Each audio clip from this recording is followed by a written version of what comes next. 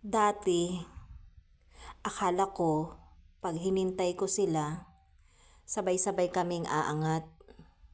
Akala ko okay lang pag umalalay muna ako sa kanila para walang maiiwan sa huli.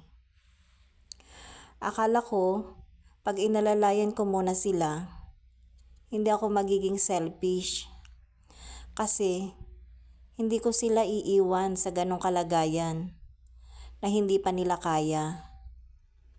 Akala ko sabay-sabay kaming magbibigay karangalan para sa pamilya at magulang namin.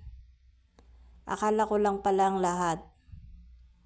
Kasi kung puro na lang pala akala, hindi mo na mamalayan pati pala ikaw mismo ay nauubusan na ng panahon sa kakahintay sa kanila ng palagi na lang akala ko.